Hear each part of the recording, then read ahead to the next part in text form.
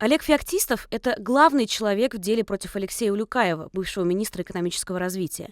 Есть сам обвиняемый, есть глава Роснефти Игорь Сечин, который передавал Улюкаеву деньги, и есть вот этот третий герой истории, без которого, как выяснилось в суде, дело могло и не быть. Известно о Феоктистове немного. Он родился в 1964 году, служил в Афганистане, потом учился в Академии ФСБ. Главное, что мы знаем о Феоктистове, это то, что в 2004 году он возглавил так называемый Сеченский спецназ, подразделение ФСБ, которое официально называется «Шестая служба в управлении собственной безопасности». Шестая служба якобы появилась по инициативе Сечина в те времена, когда он был заместителем главы администрации президента. И, судя по всему, у Сечина и Феоктистова хорошие отношения. Генерал – человек, очевидно, влиятельный. Он участвовал в нескольких резонансных уголовных делах. Из последнего – это история бывшего губернатора Кировской области Никиты Белых.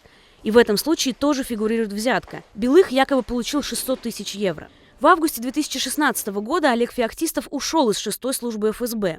Ушел ли он из ФСБ вообще, неизвестно, но через месяц Феоктистов официально стал главой службы безопасности Роснефти, а еще через 2 месяца задержали Улюкаева. Феоктистова один раз допросили в суде. Заседание было закрытым, но у русской службы BBC оказалась стенограмма допроса, и из нее мы узнали о роли Феоктистова в деле Улюкаева. Во-первых, он написал заявление в ФСБ на Улюкаева.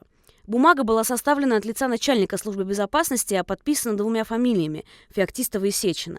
Во-вторых, Феоктистов занял $2 миллиона наличными у знакомого бизнесмена и передал их сотрудникам ФСБ, чтобы потом использовать эти деньги как взятку. Затем он получил от сотрудников ФСБ саквояж с этими деньгами, он же сумка с вином, не путать с корзинкой с колбасками, и положил его в условленное место под елкой возле офиса Роснефти, откуда его забрал Улюкаев. Ну и, наконец, передал Сечину ключ от саквояжа, который затем глава Роснефти отдал Улюкаеву. Феоктистов – это единственный свидетель обвинения, который рассказывал в суде, что Улюкаев требовал взятку от Сечина. Сам Сечин на процесс не явился, и его показания с допросов при вынесении приговора учитываться не будут. «Новая газета» писала, что в марте 2017 года Феоктистов уволился из Роснефти, проработав там всего полгода.